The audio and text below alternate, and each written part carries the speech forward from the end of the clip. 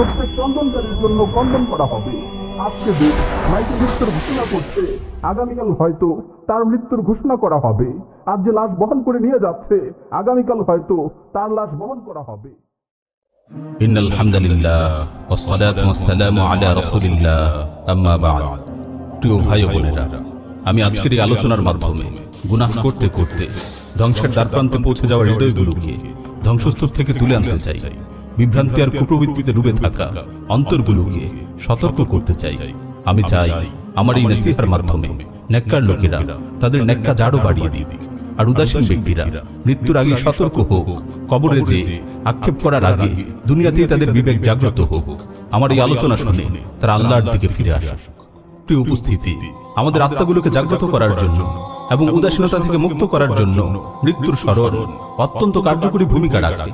রাসূল সাল্লাল্লাহু আলাইহি ওয়াসাল্লাম ইরশাদ করেন, আকসিরু যিকরা হাদিমিল লাযযাতিল মাউত, তোমরা দুনিয়ার স্বাদ বিনষ্টকারী মৃত্যুকে অধিক পরিমাণে স্মরণ করো। একজন দুনিয়াবিমুখ আলিমকে জিজ্ঞেস করা হলো যে সর্বোৎকৃষ্ট ও পরিপূর্ণ নসিহত কি? তিনি বললেন, মৃত্যুর স্থানের দিকে তাকানো, মৃত্যুকে সর্বদা স্মরণ রাখা, কবর জিয়ারত করা, জানাজায় উপস্থিত হওয়া, মৃত্যু যন্ত্রণায় ভুগছে এমন কাউকে দেখতে যাওয়া, মৃত্যু যন্ত্রণা নিয়ে চিন্তা করা এবং কেউ মারা যাওয়ার পর তার কথা মনে পড়া, এগুলো দ্বারা অন্তর থেকে দুনিয়ার স্বাদ দূর হয়ে যায়। পার্থিব জীবনের ভোগ বিলাসের প্রতি মনে অনাগ্রহ সৃষ্টি হয়। যে ব্যক্তি মৃত্যুর প্রস্তুতি নিয়েছে সেই আমল বাড়িয়ে দিয়েছে এবং আশা আকাঙ্ক্ষা কমিয়ে দিয়েছে।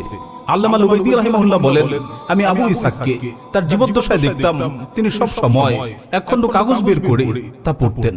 যখন তিনি মারা গেলেন তখন আমি দেখলাম সেই কাগজটিতে লেখা আছে, তুমি তোমার আমলকে সুন্দর করো, কারণ তোমার সময় ঘনিয়ে এসেছে। প্রিয় ভাই ও বোনেরা, আমাদের এই জীবন তো খুব দ্রুতই চলে যাচ্ছে, কিন্তু অধিকাংশ মানুষ উদাসীনতার মাঝে ডুবে আছে। প্রতিদিনই পৃথিবীতে কেউ আসে, আবার কেউ পরপরে পাড়ি জমায়, এটাই নিয়ম। প্রতিদিন কত প্রিয়জনকে আমাদের চোখের সামনে বিদায় দেওয়া হচ্ছে, অতঃপর জমিন তাদের গিলে ফেলছে। এত কিছু দেখার পরও আমরা গাফেল হয়ে দিন অতিবাহিত করছি। মৃত্যু আসার আগে আমরা কেউই সতর্ক হচ্ছি না। মনে রাখবেন, এই দুনিয়ার জীবন খুবই সংকীর্ণ, সীমাবদ্ধ। নির্দিষ্ট সময় অতিবাহিত হয়ে গেলে তাতে সমাপ্তি আসবেই। ভালো খারাপ সকলেই মৃত্যুর স্বাদ আস্বাদন করবে। সৎকর্মশীল মুত্তাকী ব্যক্তিকে যেমন দুনিয়া থেকে বিদায় নিতে হবে, অসৎকর্মশীল পাপিষ্ঠ ব্যক্তিকেও এই ইহকাল ত্যাগ করতে হবে। বীর মুজাহিদরা যেমন ইন্তেকাল করবে, পিছনে পড়ে থাকা ভীতু কাপুরুষ লোকেরাও দুনিয়া ছেড়ে চলে যাবে। সেসব মহামান্বিত ব্যক্তিরাও মৃত্যুবরণ করবেন যারা দুনিয়াতে পরকালের পাথর অর্জন করেছেন। সেসব লোভীরাও মারা যাবে যারা দুনিয়ার জীবনকে কেবল উপভোগই করেছে। আল্লাহ তাআলা ইরশাদ করেন, কুল্লু মান আলাইহা ফান, দুনিয়াতে যারা আছে সকলেই ধ্বংসশীল। তিনি আরো বলেন, কুল্লু নাফসিন যায়িকাতুল মাউত, প্রত্যেক প্রাণীকেই মৃত্যুর স্বাদ আস্বাদন করতে হবে। সুতরাং অবশ্যই আপনাকে মৃত্যুবরণ করতে হবে। হ্যাঁ, অবশ্যই মৃত্যুবরণ করতে হবে। এটা এমন এক বাস্তবতা যা থেকে আমরা প্রতিনিয়ত পালিয়ে বেড়াই, অথচ এর থেকে পলায়ন করে আজ পর্যন্ত কেউ বাঁচতে পারেনি। আল্লাহ তাআলা বলেন, ওয়াজাআত সাকরাতুল মাউতি বিল হক, যালিকা মা কুনতা মিনহু তাহিদ, আর সত্যিকার অর্থেই মৃত্যু যন্ত্রণা উপস্থিত হবে, আর এর থেকেই তোমরা অব্যাহতি চাইতে। মৃত্যু এমন এক কঠিন বাস্তবতা যার কাছে কোনো প্রতাপশালীর দাপট চলে না। অবাধ্য ব্যক্তির অবাধ্যতা তার কাছে মূল্যহীন। সীমালঙ্ঘনকারীর সীমালঙ্ঘনকে সে কোনো পরোয়া করে না। পৃথিবীতে এমন কিছু নেই যা মৃত্যুকে ঠেকাতে পারে। মৃত্যু এমন এক বাস্তবতা যার সুধা পান করেছে পাপিষ্ঠ সীমালঙ্ঘনকারী এবং সৎকর্মশীল অনুগত ব্যক্তি। এমনকি নবী রাসূলগণ এই পৃথিবী থেকে বিদায় নিয়েছেন। আল্লাহ তাআলা তার নবীকে লক্ষ্য করে বলছেন, ওয়ামা জাআলনা লিবাশারিন মিন ক্বাবলিকাল খুলদ আফা ইন মিত্তা ফাহুমুল খালিদুন, তোমার পূর্বেও আমি কোন মানুষকে অনন্ত জীবন দেইনি, অতএব তুমি যদি মরে যাও তাহলে তারা কি চিরকাল বেঁচে থাকবে? এই মৃত্যু এমন এক বাস্তবতা যা প্রতিনিয়ত সব জায়গায় সবার কর্ণকুহরে ঘোষণা করে যাচ্ছে, বিবেকের দরজায় কড়া নেড়ে যাচ্ছে এবং প্রত্যেক জীবিত মানুষের কাছে এই বার্তা পাঠাচ্ছে, কুল্লু শাইইন হালিকুন ইল্লা ওয়াজহা, একমাত্র আল্লাহ তাআলার পবিত্র সত্তা ছাড়া সব কিছুই ধ্বংস হয়ে যাবে। মৃত্যুর বাস্তবতা এতটাই কঠিন যে ছোট বড়, ধনী গরিব প্রত্যেককেই এর স্বাদ আস্বাদন করতে হবে। কেউ এর থেকে পালায়ন করতে পারবে না। ওই শক্তিশালী বলিষ্ঠ যুবক, প্রতিভাবান মেধাবী তরুণ, ধনী গরিব, ছোট ছোট বড় তোমাদের সকলকেই বলছি, প্রত্যেক ক্রন্দনকারীর জন্য ক্রন্দন করা হবে। আজকে যে মাইকে মৃত্যুর ঘোষণা করছে, আগামীকাল হয়তো তার মৃত্যুর ঘোষণা করা হবে। আজ যে লাশ বহন করে নিয়ে যাচ্ছে, আগামীকাল হয়তো তার লাশ বহন করা হবে। প্রতিটি প্রাণীকেই মৃত্যুর স্বাদ আস্বাদন করতে হবে। এই মৃত্যু থেকে কেউ পলায়ন করতে পারবে না। আল্লাহ তাআলা বলেন, কুল ইন্নাল মাউতাল্লাযী তাফিররুনা মিনহু ফাইন্নাহু মুলাকীকুম সুম্মা তুরাদ্দুনা ইলা আলিমিল গায়বি ওয়াশ শাহাদা ফায়ুনাব্বিউকুম বিমা কুনতুম তা'মালুন। বলো, তোমরা যে মৃত্যু থেকে পলায়ন করতে চাচ্ছ, তার সাথে অবশ্যই তোমাদের সাক্ষাৎ হবে। অতঃপর তোমাদেরকে অদৃশ্য দৃশ্যের জ্ঞানী সেই মহান সত্তার কাছে ফিরিয়ে নেওয়া হবে। তখন তোমরা যা কিছু করতে তা তিনি জানিয়ে দিবেন। অন্য আয়াতে আল্লাহ তাআলা আরো বলছেন, আইনামা তাকুনু ইউদরিকুমুল মাউতু ওয়ালাউ কুনতুম ফি বুরুজিম মুশাইয়াদা। তোমরা যেখানেই থাকো না কেন, মৃত্যু তোমাদেরকে পাকড়াও করবেই, যদিও তোমরা সুদৃঢ় দুর্গে অবস্থান করো। হ্যাঁ, অবশ্যই মৃত্যু তোমাদের সাথে সাক্ষাৎ করবে। তোমরা যেখানেই থাকো না কেন, মৃত্যু তোমাদেরকে গ্রাস করবেই। প্রিয় ভাই ও বোনেরা, কেউ যদি উপদেশ গ্রহণ করতে চায়, তবে মৃত্যুই তার জন্য সবচেয়ে বড় উপদেশ। এটি আখিরাতের অনন্ত জীবনের প্রথম ধাপ। তাই যেই মৃত্যুবরণ করে, তার কিয়ামত শুরু হয়ে যায়। জনৈক ব্যক্তি বলেন, আমার এক পাপী বন্ধুর মৃত্যুকালে আমি তার শিরে বসা ছিলাম। সে দিনের ব্যাপারে অনেক পিছিয়ে ছিল, আল্লাহর কোনো বিধানই পালন করতো না। তো তার মৃত্যুর সময় আমি তাকে জিজ্ঞেস করলাম, এখন কেমন বোধ করছো? সে বলল, আমি অচিরেই জাহান্নামে প্রবেশ করব, অচিরেই আমি জাহান্নামে প্রবেশ করব। আমার সাথে অমুক অমুক ব্যক্তিও জাহান্নামে প্রবেশ করবে। শুনে রাখো, এখনো যদি তুমি আল্লাহর দিকে ফিরে না আসো, তাহলে আমার মতো তুমিও জাহান্নামে প্রবেশ করবে। ولدتك أمك يا ابن آدم باكيا والناس حولك يضحكون سرورا فاعمل لنفسك أن تكون إذا بكوا في يوم موتك ضاحكا مسرورا। আদম সন্তান, তোমার মা তোমাকে ক্রন্দনরত অবস্থায় ভূমিষ্ঠ করেছে, আর মানুষেরা তখন তোমার পাশে বসে হেসে হেসে তোমাকে বরণ করেছিল। সুতরাং এমন এক পুণ্যময় জীবন তুমি গঠন করো যে মৃত্যুর সময় তুমি হেসে হেসে এই পৃথিবী থেকে বিদায় নিবে, আর মানুষেরা তোমার পাশে বসে ক্রন্দন করতে থাকবে। প্রিয় ভাই ও বোন, আজ দুনিয়া লোভী ওই সকল ক্ষতিগ্রস্ত লোকেরা কোথায়? কোথায় সেসব প্রতাপশালী ও সীমা লঙ্ঘনকারীরা? তারা চলে গেছে, কিন্তু তাদের সম্পদ নিয়ে যেতে পারেনি। অন্যরা সেগুলো ভাগ করে নিয়েছে। তারা ওই নিকৃষ্ট দুনিয়ার প্রতি ঝুঁকে পড়েছিল। উঁচু উঁচু দালান কোঠা আর সম্মানের আসন পেয়ে সেগুলোকে তারা চিরস্থায়ী ভেবেছিল। অতঃপর যখনই তারা সেগুলোকে নিয়ে সন্তুষ্ট চিত্তে জীবন কাটাচ্ছিল, তখনই মৃত্যু তাদের ধরাশায়ী করে ফেলল। কত জালেম বহুকাল ধরে জুলুম করেছে, সীমা লঙ্ঘন করেছে, নিজ পরিবার পাড়া প্রতিবেশীর কোনো খোঁজ খবর নেয়নি। অবশেষে মৃত্যু এসে তার সকল পাওনা চুকিয়ে দিয়েছে। কোথায় সেই দৃঢ় সংকল্পের অধিকারী মানুষগুলো? মৃত্যু তার আশা আকাঙ্ক্ষা ও সকল দৃঢ় সংকল্পকে ছিন্ন ভিন্ন করে দিয়েছে। এমনকি তার দেহ থেকে সামান্য কাপড়ের টুকরো খুলে নিয়েছে। সুতরাং হে বিচক্ষণ লোকেরা, তোমরা শিক্ষা গ্রহণ করো। যে লোকটি দুনিয়ার মধ্যে ধোঁকাগ্রস্ত ছিল, সেও দুনিয়া থেকে বিদায় নিয়েছে। শুধুমাত্র সামান্য এক খণ্ড কাফন নিয়ে সে কবরে গিয়েছে। তার যন্ত্রণা শুরু হয়ে গেছে, সুন্দর মুখাবয়ব বিকৃত হয়ে গেছে।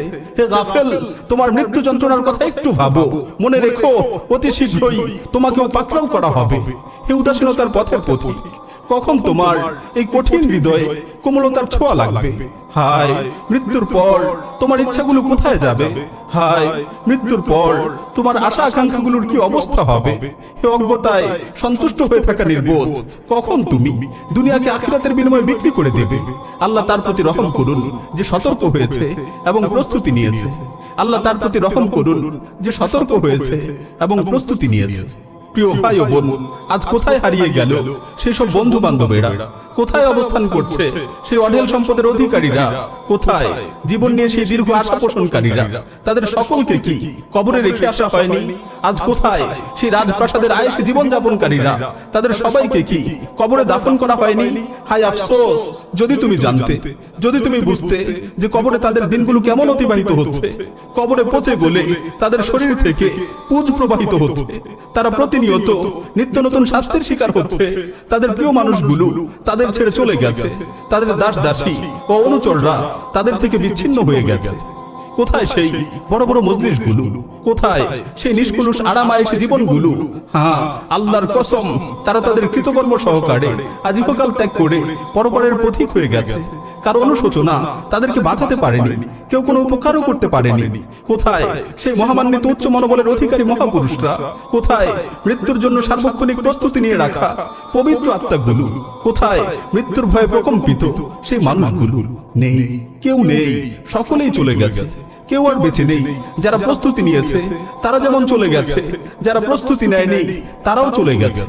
বুদ্ধিমান তো সেই যে তার পরিণতি নিয়ে ভাবে এবং আল্লাহকে ভয় করে, আর মূর্খ তো সে যে দিন দিন মৃত্যুর দিকে এগিয়ে যাচ্ছে কিন্তু সে তার পরিণতি নিয়ে ভাবে না। হায়, কতটা বছর ধরে তোমার আকাশে সূর্য উদিত হচ্ছে আর অস্ত যাচ্ছে, কতটা সময় ধরে তোমার উপর রাতের পর্দা টেনে দেওয়া হচ্ছে।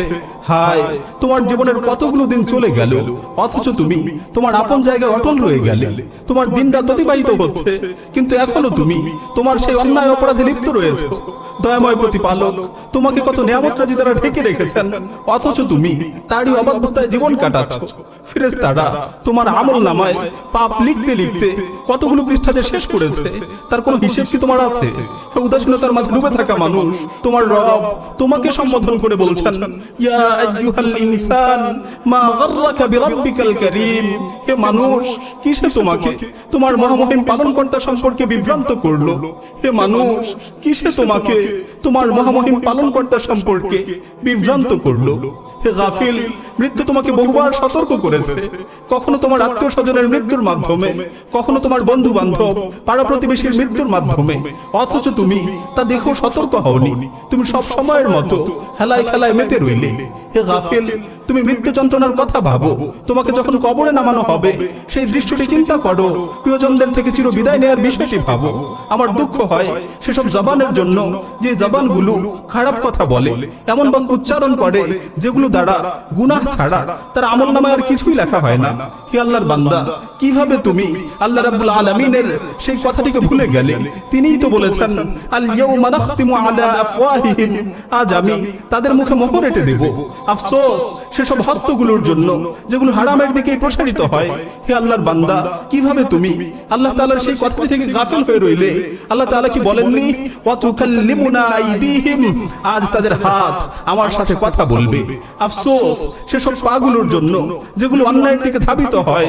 হে আল্লাহর বান্দা, কিভাবে তুমি আল্লাহর সেই বাণীটিকে ভুলে রইলে?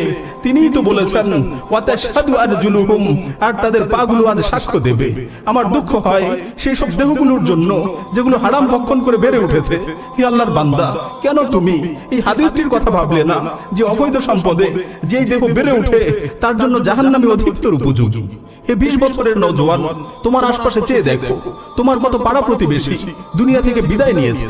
হে 30 বছরের যুবক, তুমি যৌবনকাল পূর্ণরূপে পেয়েছো কিন্তু মৃত্যুর জন্য কি প্রস্তুত করেছো? হে 40-এর কোঠায় উপনীত হওয়া ব্যক্তি, তোমার যৌবনে ভাটা পড়েছে অথচ এখনো তুমি অবহেলায় ডুবে আছো।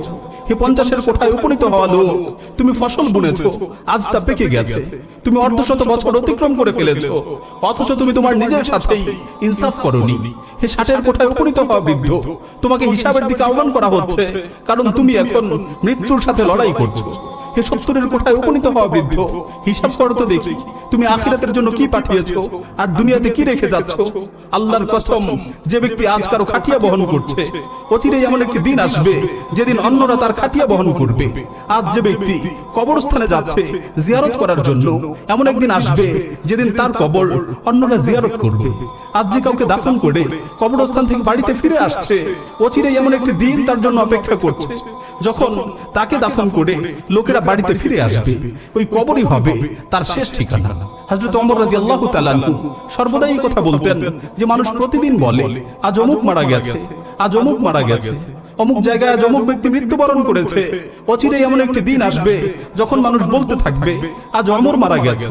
অবশেষে ঠিকই সেই দিনটি চলে এলো যেদিন ওমর রাদিয়াল্লাহু তাআলা আনহু ইন্তেকাল করেছেন। প্রিয় ভাই, একদিন মসজিদের মিনার থেকে আমাদের মৃত্যুর সংবাদ ভেসে আসবে। লোকে বলবে, আজ অমুক মৃত্যুবরণ করেছে, কিন্তু সেই মৃত্যুর জন্য আমাদের কি কোনো প্রস্তুতি রয়েছে? একদিন কাঁধে বহন করে আমাদের কবরে রেখে আসা হবে। কিন্তু সেই অন্ধকার কবরের জন্য, সেই অন্তিম সফরের জন্য আমরা কি কিছু প্রস্তুত করেছি? জনৈক লোক তার এক মৃত আত্মীয়কে স্বপ্নে দেখলো। সে তাকে স্বপ্নে জিজ্ঞেস করলো যে তুমি কেমন আছো?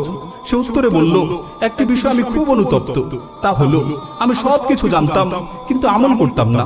তোমরাও জানো কিন্তু আমল করো না। আল্লাহর কসম, একটি বা দুটি মাত্র তাসবিহ অথবা এক বা দুরাকাত নামাজ আমাদের আমল নামায় দুনিয়া এবং দুনিয়াতে যা আছে সবকিছু থেকে অনেক দামি। হে প্রিয় ভাই ও বোন, কোথায় এত সব ওয়াজ নসিহতের প্রভাব? কোথায় পবিত্র কালামুল্লাহর প্রভাব? আমাদের অন্তরে তো এত সব নসিহত, আয়াত, হাদিসের কোনো প্রভাবই পড়ে না। আমাদের জীবনে পবিত্র কোরআন কোনো প্রভাবই সৃষ্টি করে না। আসুন একটু মনোযোগ দিয়ে আল্লাহর এই আয়াতটি শুনি। আল্লাহ তাআলা বলছেন, আফারাআইতা ইন মাত্তা'নাহুম সিনিন সুম্মা জাআহুম মা কানু ইউআদুন মা আগনা আনহুম মা কানু ইউমাত্তাউন। আপনি ভেবে দেখুন তো, আমি যদি তাদেরকে বছরের পর বছর ভোগ বিলাসে মত্ত থাকতে দেই, অতঃপর যে মৃত্যুর বিষয়ে তাদের ওয়াদা দেওয়া হয়েছে তা যদি তাদের কাছে চলে আসে, তখন তাদের এই ভোগ বিলাস তাদের কি কোনো উপকারে আসবে?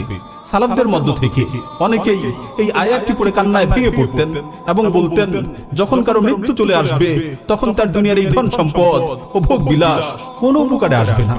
যখন কারো মৃত্যু চলে আসবে তখন তার দুনিয়ার এই ধন সম্পদ ও ভোগ বিলাস কোনো উপকারে আসবে না।